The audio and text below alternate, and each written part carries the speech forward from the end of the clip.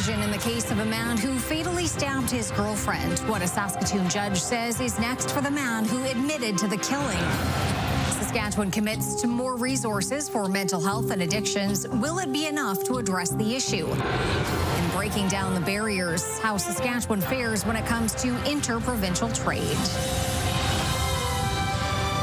This is CTV News with Chantel Saunders.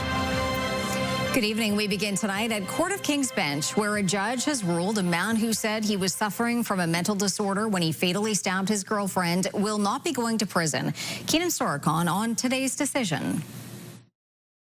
A Court of King's Bench judge found Thomas Hamp not criminally responsible in the death of Emily Sanch, saying it is more likely than not that he was suffering from a mental disorder when he stabbed and killed her in 2022. Judge Grant Curry took 2 minutes to summarize his 22-page decision. He told the full courtroom the mental disorder rendered Hamp incapable of knowing that it was wrong. I was sweating like any other person who's involved in a case. I was hopeful that this would occur, and it's an expected verdict from our position. Crown Prosecutor Corey Bliss wasn't sure if the decision will be appealed, but said the trial has been very hard on the Sanch family. They lost a daughter and a loved one and a sister, and all the evidence we heard at the trial was she was just a loving and kind individual, and so they're still feeling a lot of pain. The judge ultimately agreed with a forensic psychiatrist who testified in May that Hamp was acutely and severely psychotic when he stabbed Sanch. The court heard the doctor also diagnosed Hamp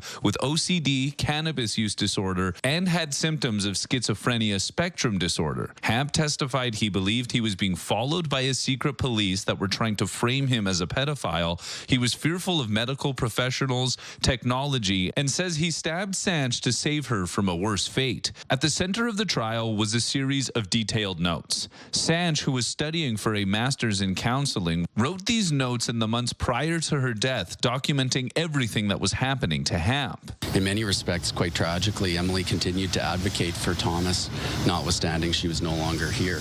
The verdict comes 40 months to the day Hamp was incarcerated, and now it's up to the Saskatchewan Review Board to determine if and when Hamp reintegrates to society from the Saskatchewan Hospital in North Battleford. Keenan Sorokon, CTV News, Saskatoon. A handful of Saskatchewan communities are facing evacuation as wildfires intensify in the province. The province says evacuation orders are now in effect for Beauval and Kinoseo. The northern settlement of Bear Creek, the resort subdivision of Lac La Plonge, and La Plonge Reserve were already facing an evacuation order. As of this morning, 64 active wildfires are burning in Saskatchewan. 19 are not contained. So far this year, Saskatchewan has had 329 wildfires, which is well above the 5-year average of 190. Evacuees are being encouraged to register through the Sask Evac website. The Saskatoon Fire Department says the cause of a fire where a person died is undetermined. Firefighters were called just after 9 o'clock Saturday morning to the 600 block of Avenue N South. A person who was inside at the time was pulled from the fire but did not survive. A fire investigator has determined the fire started at the bottom of the basement stairs but could not find the exact cause. Damage is estimated at $125,000. The house has been closed by the fire department as a result of the fire and water damage. Police have said the fire was not suspicious. We are learning more about what happened when police shot a man on a Saskatchewan First Nation this week. It happened late Sunday afternoon on the Flying Dust First Nation. The Saskatchewan Serious Incident Response Team says Meadow Lake RCMP were called by a girl who said a family member was intoxicated and being aggressive at a home in the community. CERT says when the officers arrived, a 39-year-old man who had a knife in each hand came toward them. Despite being told to stop, the man kept coming at the officers. One of them fired 2 shots, hitting the man in the torso. He was taken to hospital here in Saskatoon. He has since been charged with assault in connection to an attack on a woman. He is also charged with assaulting a police officer with a weapon and carrying a dangerous weapon. A child was sent to hospital after being hit by a vehicle while riding his bike.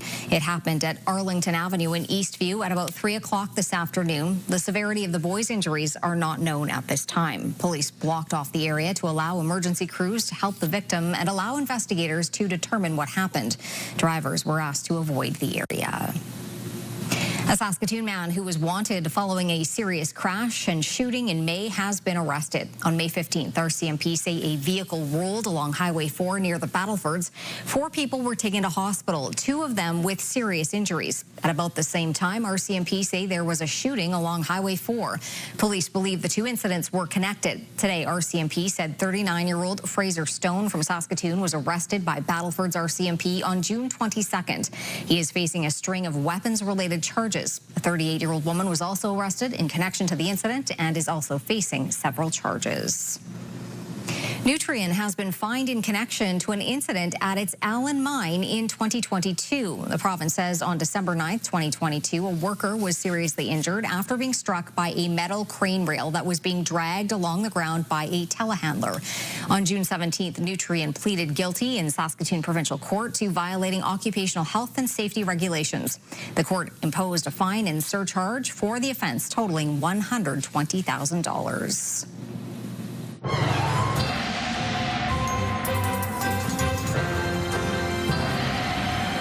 That was another hot one out there today. It certainly was. And for people looking for a little relief, ROLAIDS, they're going to get some. You probably don't even know that commercial. Anyhow, we've got ourselves some watches and warnings in effect, particularly just watches right now. They extend up into the north and along the southeastern part of the province. This is not a surprise. We anticipated this would be the area most active when it came to severe weather today, and that's certainly been the case right now. A severe thunderstorm warning that's straddling the Saskatchewan-Manitoba border. But we'll talk about the potential for thunderstorms, but it's lessening because temperatures are cooling off. We'll talk about that a little later on.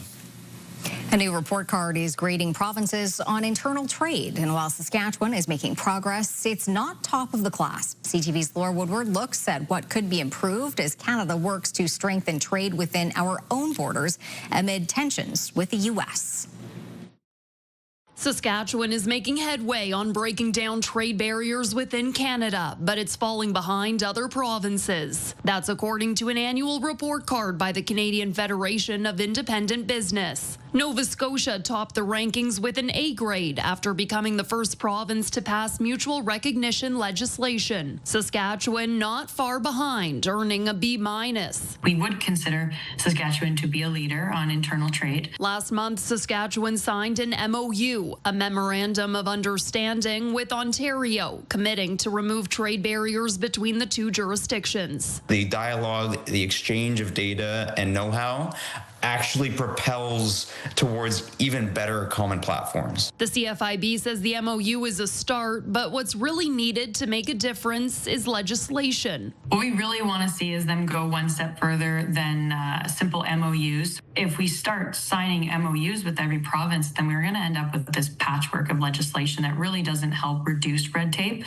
So what we want is for all governments to come together and just break down those barriers, implement sweeping mutual recognition, which will allow the flow of goods and services from all jurisdictions. CTV News has reached out to Saskatchewan's Ministry of Trade and Export, but did not hear back by deadline. The CFIB says it will continue monitoring how provinces take steps to boost trade with each other. Laura Woodward, CTV News, Saskatoon. This week's finalization of the Bunge-Viterra merger has created uncertainty for the company's Regina workers. Ottawa approved the merger on the condition that head office jobs in Regina will be maintained for 5 years. But as Wayne Mantika reports, the union representing the workers is concerned about long-term stability. Viterra is now Bunge, with an estimated 300 employees at the former Viterra head office in Regina. The jobs are guaranteed for 5 years, but concerns remain. There's no guarantee that after 5 years, the head office here in Regina will be closed. And so it's some short-term sort of band-aids for a long-term problem, which is upsetting because Saskatchewan was, we are an ag province. The $8 billion merger was criticized by some agricultural producers who fear it could reduce competition in the grain market. Those concerns are shared by the workers' union. It harms, we've seen multiple studies that it's going to potentially harm Canadian farmers to the tune of over $700 million. Even though we hear that there's a commitment to invest over $500 million in Western Canada or in Canada with this merger from Bunge. The company believes that the merger will create a stronger organization with enhanced capabilities and expertise. The NDP opposition is monitoring the situation. We'll continue to press for Saskatchewan producers to get full value for what it is that they produce. As I mentioned, one of the ways that we can do that is make sure that they have the ability to get their grain, their products to market. The Saskatchewan government says it will be monitoring the terms and conditions placed on the merger by the federal government to ensure that they are met. It expects Ottawa to do the same. The province says it wants to make certain that farmers continue to have access to key world markets. Wayne Mantika, CTV News, Regina. Construction is now underway for 2 new group homes for youth in Saskatoon. The $1.5 million project aims to support youth struggling with mental health and addictions. Here is Stacey Hine with the details.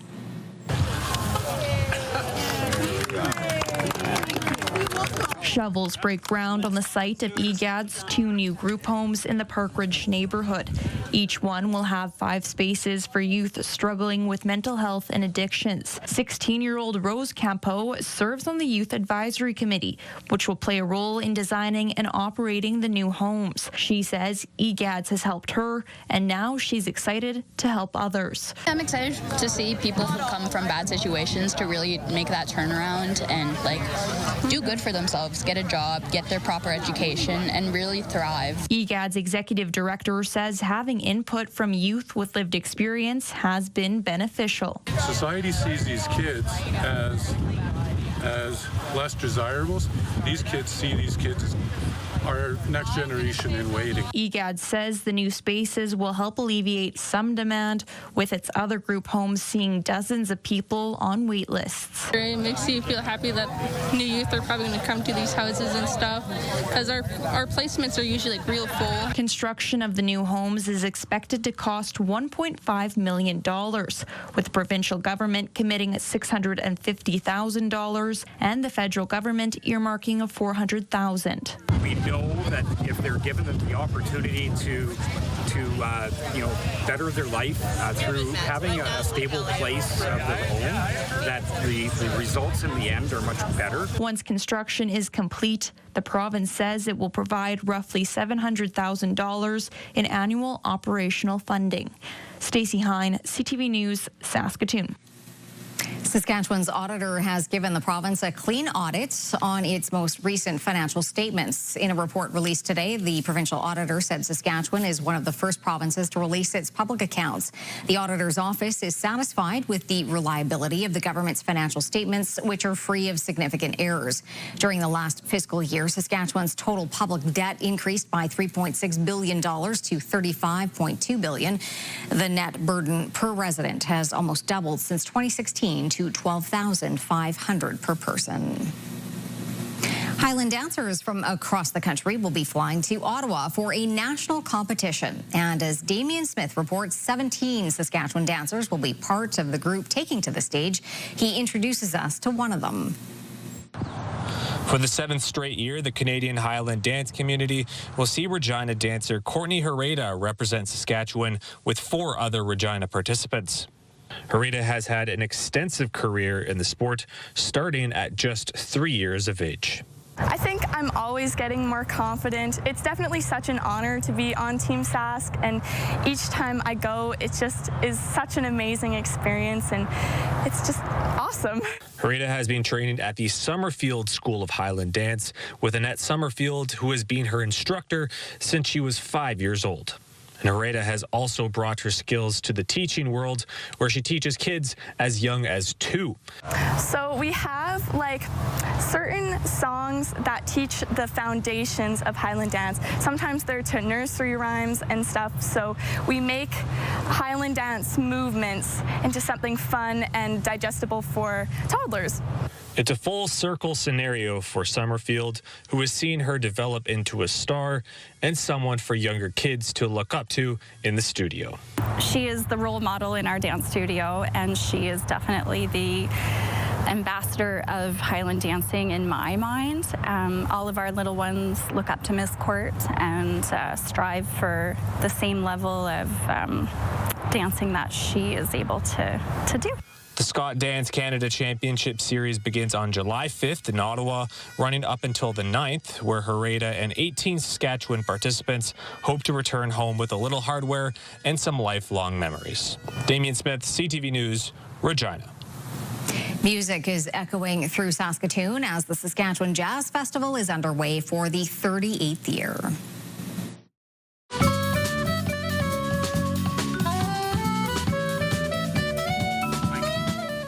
This is Brett Graham and Outer Chaos playing at KW Nasser Plaza near River Landing this afternoon. The event runs for 10 days at various locations throughout the city and features free programming at Victoria Park beginning on Saturday afternoon with late night shows at the Morris Duran Lounge. Ticketed events include the final 4 days at Victoria Park as well as shows at the Basement and Broadway Theatre. Still to come, where Canadian exports have reached a record high. Also, tarmac troubles, the bomb threat that caused delays in many parts of the country today.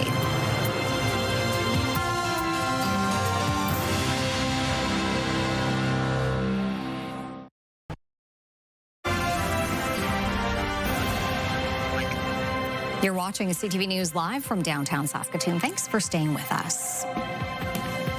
Bomb threats at multiple Canadian airports caused ground stops and flight disruptions today. While the threats have been lifted, the security incidents are still under investigation. CTV's Judy Trinh reports. Bleary-eyed travelers set to depart on early flights at the Ottawa International Airport, unexpectedly jolted by a security scare. I just checked in 10 minutes ago. Flight's canceled. That's it. Good luck. Gates were closed. We couldn't get through, so we all sat down, and there was a lot of questions, and then a friend of mine just texted me and said there was a bomb threat. The threat was directed at NAV Canada, which manages national air traffic control operations. In a statement, the organization said that bomb threats impacted its facilities in Ottawa, Montreal, Edmonton, Winnipeg, Calgary, and Vancouver, and that it's collaborating with authorities to ensure the safety of all personnel and passengers. NAV Canada will not comment on what motivated the threat, but it did evacuate its staff and issued a temporary order to ground planes, preventing takeoffs and landings. Passengers who boarded one flight were forced to disembark.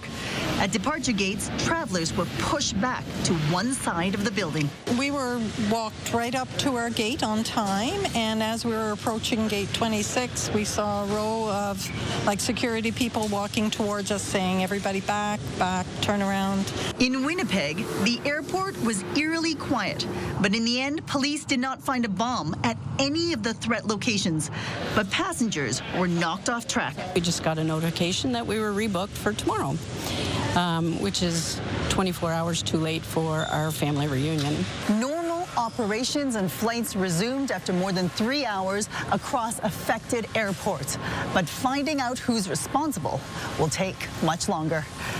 Judy Trinh, CTV News, Ottawa. As the timeline ticks down for Prime Minister Mark Carney and U.S. President Donald Trump to make a deal, new data released today shows the impact of the persisting trade war, as well as reasons to be optimistic about Canada's efforts to diversify its export markets.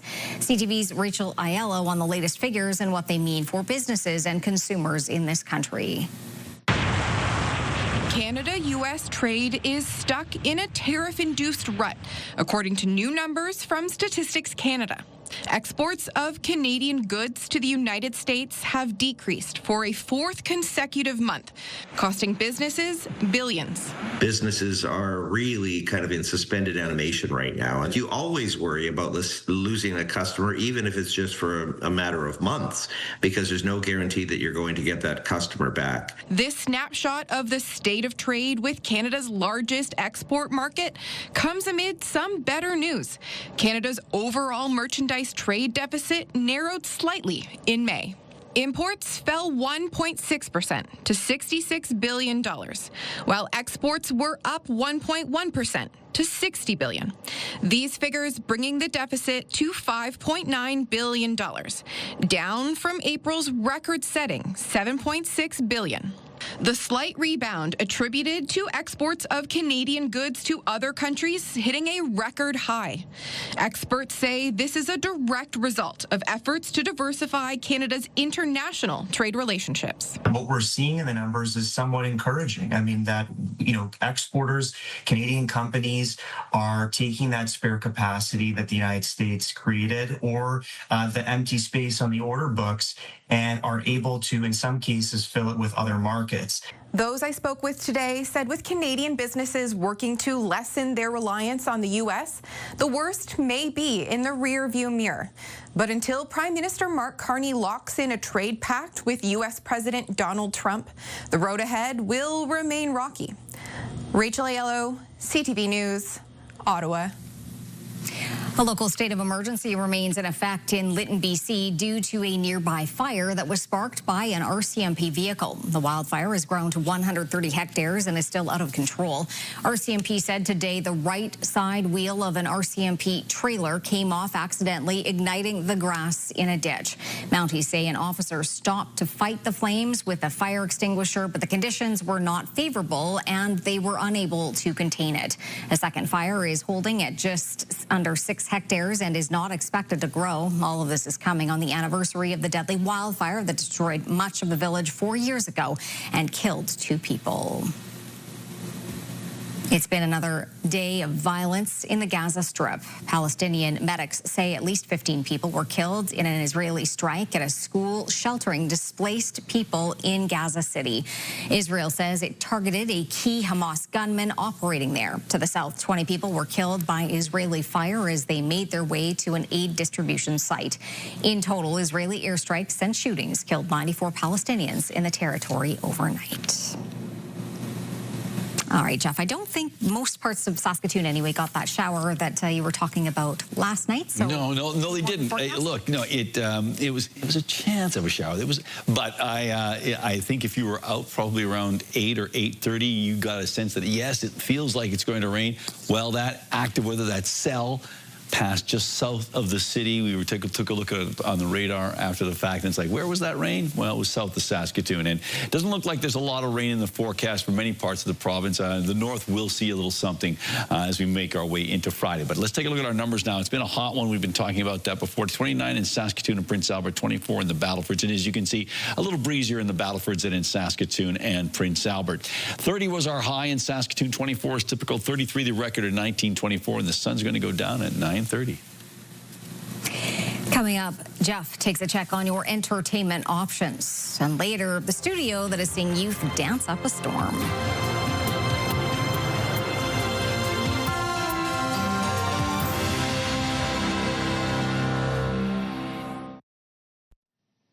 All right, welcome back. Taking a look through the live lens of Skycam. We've got a few clouds out there, a big blue sky. It has been a hot day in not just Saskatoon, but across the province. And some of that heat is going to generate thunderstorm activity, but likely in northern parts of the province. Keeping our eye on this system moving in from Alberta. As you can see, it's moving up to the north area. Right now, we do have a little bit of a thunderstorm risk, or rather a thunderstorm warning in southern Saskatchewan near the Manitoba border. We'll talk about that in a second. 29 degrees for Saskatoon and Prince Albert, 24 in the Battlefords, and a little breezier in the Battlefords with winds at 28 kilometers an hour. The hot spot in the province today, Coronach, 36 degrees. Collins Bay, the cold spot at 9. Around the province we go. Starting off with the larger communities, 19 in Lloydminster, 31 in Swift Current, 32 in Yorkton and Regina, and 33 in Estevan.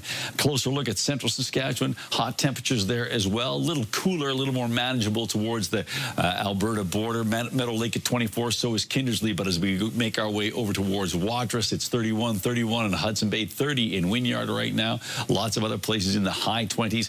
Temperatures in northern parts of our province are certainly on this part of our map, ranging from 18 degrees in Stony Rapids, Collins Bay, and Buffalo Narrows, up to a sizzling 29 degrees in Sandy Bay, Island Falls. And down south, temperatures on this part of our map in the high 20s, low 30s. Yes, it is a hot one in Saskatchewan right now. On to our forecast in terms of the futurecast and the computer modeling. As you can see, that low is moving across northern Saskatchewan over the next 24 hours, and as it does, bringing some rain and potential thunderstorms to the area. Maybe a little something on its way for the extreme southwestern part of Saskatchewan as we make our way into tomorrow afternoon. Right now, down in the Kelso area, which is around sort of the area around Carlisle, there's a severe thunderstorm warning. We do have a tornado warning also to the in that same general area. Otherwise, heat warnings are in effect, along with severe thunderstorm watches and warnings, and so we've got quite a mix of active weather, or at least extreme weather, in our province right now. 19 degrees in La Ronge for tomorrow.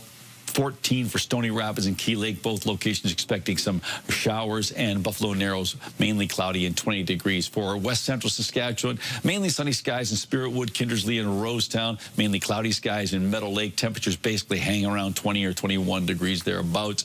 A little warmer, temperatures of around 25 degrees in southwestern Saskatchewan, mainly sunny skies for Maple Creek, sunny in Outlook and Swift Current, a bit more cloud in other locations. We've got ourselves a mix of sky conditions for the southeast, with temperatures of 25 in York and 26 in Regina and Moose Jaw, 28 in Estevan, and east central Saskatchewan. A sunny and windy day in Melfort at 22 degrees, 22 and sunny in Humboldt, 24 and sunny in Watrous and Hudson Bay. For the Battlefords overnight, dropping down to 12 degrees, 21 tomorrow with mainly sunny skies, but it's going to be windy, and then temperatures sort of plateau until we make our way into the early part of next week. And yes, it does get warm again, 32 on Wednesday. For Prince Albert and area, slight chance of showers tonight, risk of a thunderstorm, 13 degrees, 22 degrees tomorrow with windy conditions, pretty much staying there temperature-wise until Tuesday, where it jumps up to 29 and 33 on Wednesday. And Saskatoon, 13 degrees overnight, winds out of the northwest at 20. We have a westerly wind at 30, gusting to 50 tomorrow with a high of 23 for Saskatoon, so a hair below seasonal, and staying around that temperature for Saturday, Sunday, Monday, 24, 30 on Tuesday, 34 on Wednesday, and 1 week from today, 29 degrees.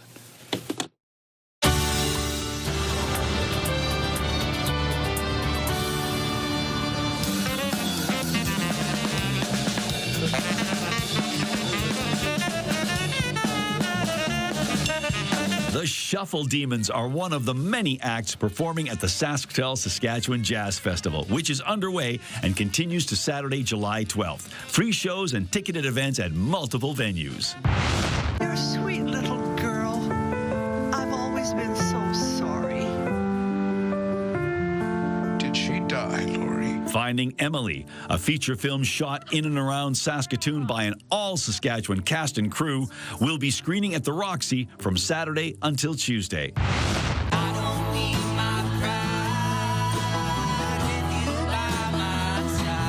Friday evening at the Broadway, the North Sound, along with 4 other acts, present Hearts for the North, a Northern Fire Relief concert. Also performing, Eliza Mary Doyle, 8-track throwback, Ray the Nihilist, and Former Lovers. The curtain goes up at 7.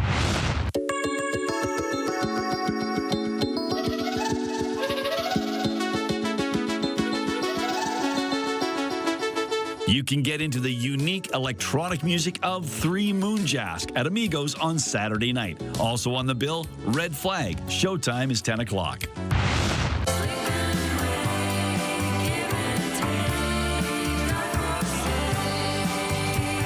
The Garys will be performing in Manitou Beach as part of The Salt Shaker, and they're not alone. 13 other acts are also on the bill. This annual event is more than just music. There's drive-in movies and karaoke. That's July 11th to 13th.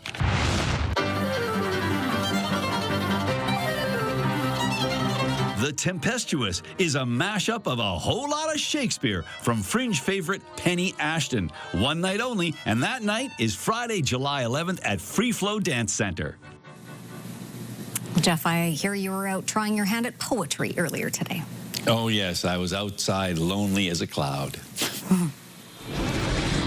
I'm here with Dash, I'm here with Lo, and we're talking about the Scribe Youth Poetry Festival. Will there be rhyming couplets? Will there be free verse? Maybe all of those things. I don't know. But Dash, tell us a little bit about the festival. Yeah, absolutely. It's going to be a 4-day youth poetry festival. So we have performances from professional poets from around the city and the province. We are going to have workshops for youth poets to come through. We're going to have an underground poetry slam. It's kind of like a rap battle, but a little bit more fun. We're going to have an open mic with jazz musicians. It's going to be great. It's going to be 4 days starting tonight on Thursday, going until Sunday night, and mostly going to be happening here at the Remy Modern. All right, so Lo, you are one of the poets that's going to be performing. It's not just chapbooks, so tell us about what you're going to be doing. Yeah, for sure. So for this festival, I am one of the organizers of Write Out Loud. We've been doing Scribe for the past 2 years now. I'm a teacher in my day-to-day life, so... You're on holidays now. I'm on holidays now, so my big passion is just getting youth really interested in spoken word and poetry. That is fantastic. Now, you mentioned that it's a 4-day festival.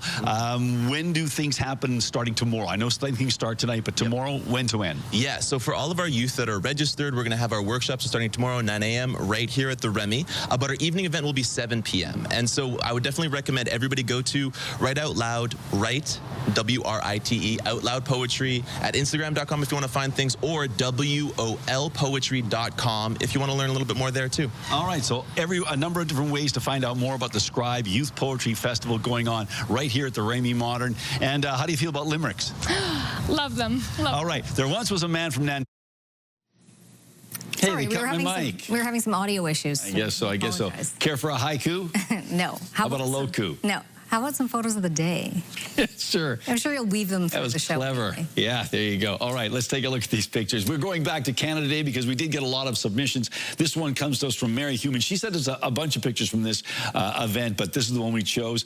Hi, Jeff. Churchill Gardens in Saskatoon had a great Canada Day celebration barbecue with about 100 people in the beautiful courtyard. And it looks like there were people there of all ages. So a lovely time there at Churchill Gardens. So thanks for sharing that picture, Mary. The next one, also very Canada Day inspired, and comes from James Tamman, and he just simply says, the Tamman House, Warman, Saskatchewan. So there you go. So again, we had a few submissions from James, but this is the one we chose. So thanks for that, James. And finally, this lovely shot here. It looks I don't know, there's that special shaft of light there. It looks really quite pretty there. And this is from the Over the Hill Orchard outside Lumsden. That is absolutely gorgeous. And thank you, Alma, for sharing that image with us. And if you'd like to share an image with us, you can do so by sending it to cfqcnews@ctv.ca. Still to come on CTV News, the breakdancers who aren't missing a beat. How one Canadian studio is teaching youth to be fast on their feet.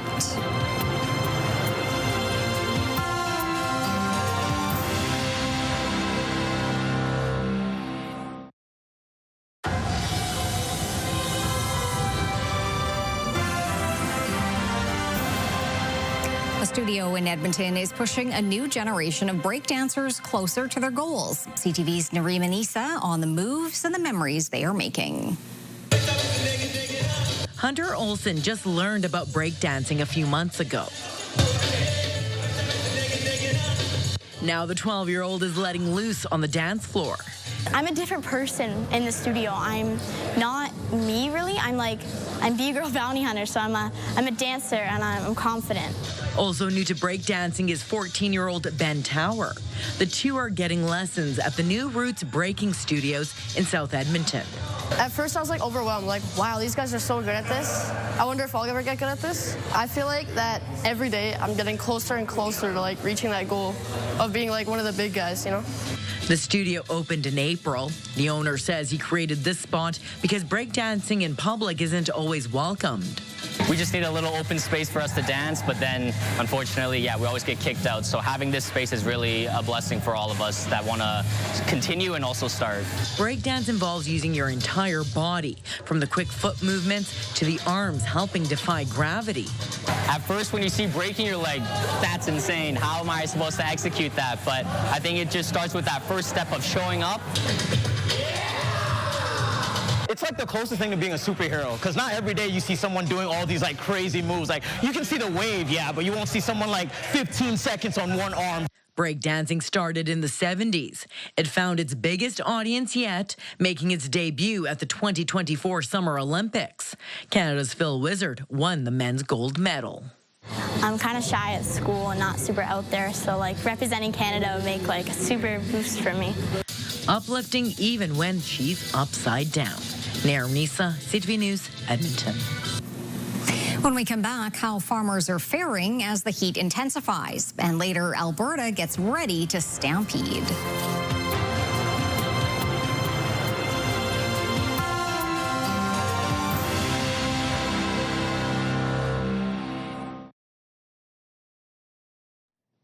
All right, welcome back, and we'll take a look at our rural forecast for tomorrow. And as we mentioned throughout the broadcast, temperatures are going to drop off significantly compared to today.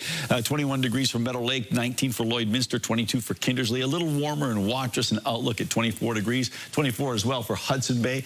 And over towards Wynyard, 23 degrees, and a fair amount of sunshine out there. But yes, it is going to be breezy in most locations, windy in some others. It all depends on how you want to interpret that turn of phrase. Down south, no one expected to hit 30 degrees or hotter, but certainly still in the high 20s for Coronach and Carlisle, 27 for both those locations. And it doesn't really cool off big time. Rosetown is 23 degrees, so slightly below seasonal. So temperatures are just that much more manageable for tomorrow. And does that include Pontex? And the answer is yes, it does. Pontex tomorrow will be 26 degrees, partly cloudy skies, and the winds won't be particularly strong down in southern Saskatchewan, so that's a bit of a break there as well. So that's how things are shaping up in Pontex, one of the places where internet plans of up to 1 gig are available from SaskTel. Hot conditions and limited rain have caused crops across the province to develop faster than normal, causing concern over quality. According to this week's crop report, about half of spring and fall cereal crops are in good condition, the other half in fair or poor condition. As for pulses, 2/3 of crops are in good condition. The rest are in fair condition. Most oilseed crops are in good to fair condition. Livestock producers have started cutting hay. About 10% of hay crops have been cut. Most are in excellent or good condition. Dry conditions, hail, grasshoppers, and flea beetles have caused some damage in areas. A Saskatchewan winery is celebrating 25 years in business. Over the Hill Orchards in Lumsden, that Jeff referenced earlier, started as a cherry-selling store in Lumsden and has expanded to become one of Saskatchewan's leading fruit wineries. Dozens of friends, workers, and dignitaries, like the Lieutenant Governor of Saskatchewan, toasted to the accomplishment at a gathering today. Over the Hill is run by a couple who have seen their business grow from 2 to 16 employees. My true passion and pride is the staff and the people who work for me, who become part of our family and go out there and tell our story and come back year after year, as well as the customers who've now become some of our really great friends over the years. So that's truly our legacy, and our passion is the people who tell our story. The quarter-century celebration was marked by snacks, cake, and of course, wine samples. Nissan is recalling nearly 38,000 vehicles across the country due to an issue that could lead to engine failure. The recall applies to 2021 to 2024 Rogue models, 2019 and 2020 Altima, 2019 to 2022 Infiniti QX50, and the 2022 Infiniti QX55. The issue relates to a potential bearing manufacturing defect. Letters will be sent to affected owners on August 22nd, who can then bring their vehicle to a dealership for inspection and, if needed, repairs. Health Canada wants to help you make healthier choices. New labels on the front of packages aim to be more visible and serve as education for consumers. And as CTV's Jonathan McInnes explains, some manufacturers have already implemented the new look.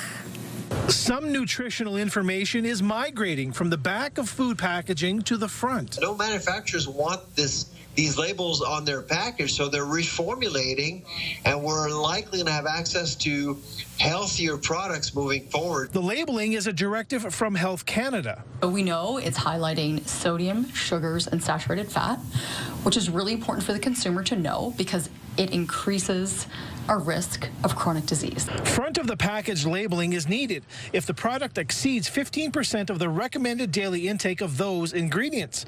Potential health risks include stroke, obesity, heart disease, type 2 diabetes, high blood pressure, and some types of cancer. The hope is the labels will help consumers make quick and informed choices when grocery shopping and support health officials in educating people about foods high in sodium, sugars, and saturated fat. But it might make me think a little bit and maybe like learn something different about what's in our food.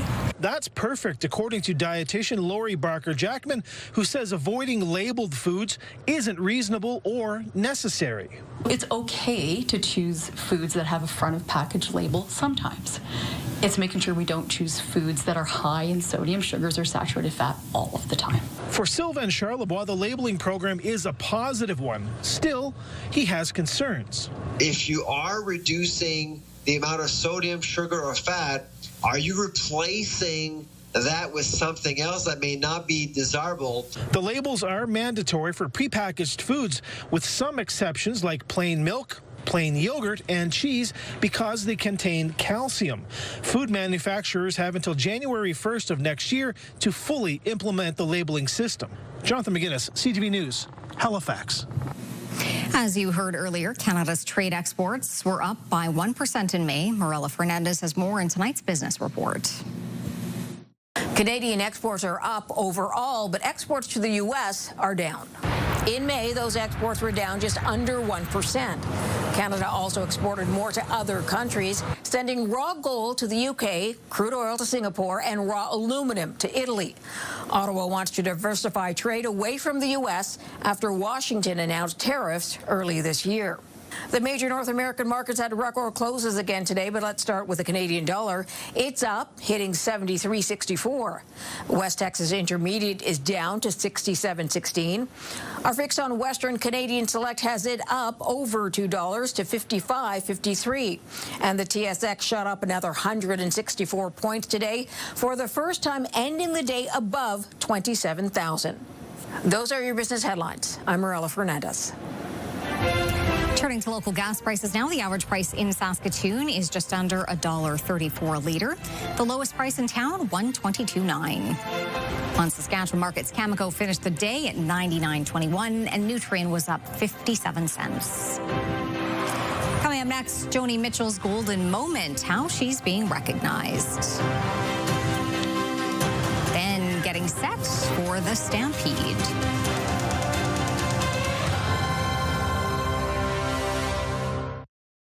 Select Hair Services brought to you by Sage, the beauty bar.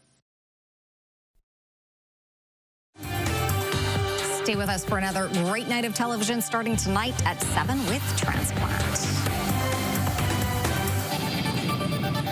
Well, Saskatoon's Joni Mitchell has added another honor to her impressive resume. Summertime. And living is easy. The Royal Canadian Geographical Society awarded Mitchell a gold medal for her cultural contributions. The Society says Mitchell's music has painted emotional landscapes for generations and that her work speaks to the soul of Canada. That is a nice honor. A lovely honor, absolutely. All right, well, it is that time of year. You know, the Calgary Stampede is getting set for another big year as it had its unofficial start this morning.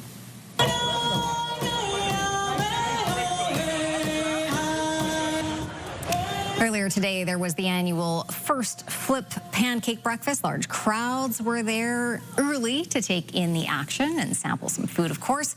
And then things kick off tomorrow with the big parade. And looks like it's pretty warm there, too. Actually, it is pretty warm, and things are looking pretty good for the big parade tomorrow. The weekend might be a little dodgy in Calgary, but then things calm down as we make our way towards the rest of the week. Right on. Pancake. Hey, we've got some interesting conditions. Let's take a quick look at our watches and weather map here. There is still a tornado warning in the area in and around Redvers down in southern Saskatchewan. There's also severe thunderstorm warnings. You can see they stretch across the Manitoba-Saskatchewan border. But then looking around, there's air quality alerts. There are severe thunderstorm warnings and watches throughout northern parts of our province and down towards the southern part of Saskatchewan. As you can see, heat warnings. And again, and as I said about the other inclement inclement weather warnings that extend into Manitoba. The heat warnings and some other severe thunderstorm warnings extend into Alberta. So some very interesting conditions across the prairie provinces. And tomorrow we're expecting a bit of wind to move through. Yeah, along with the cooler temperatures, there is going to be some strong winds particularly once we get to about noon, the winds are going to start to pick up, and then they'll probably stay quite windy with wind gusts up around 50 kilometers an hour right into the early evening. It'll still be warm, though, because there's lots going on the Jazz Festival. Absolutely. Right? It's like these aren't cold temperatures. It's just not real hot. This is true. A little bit of a cool down. Exactly. Cool breeze, as Chuck Berry would say.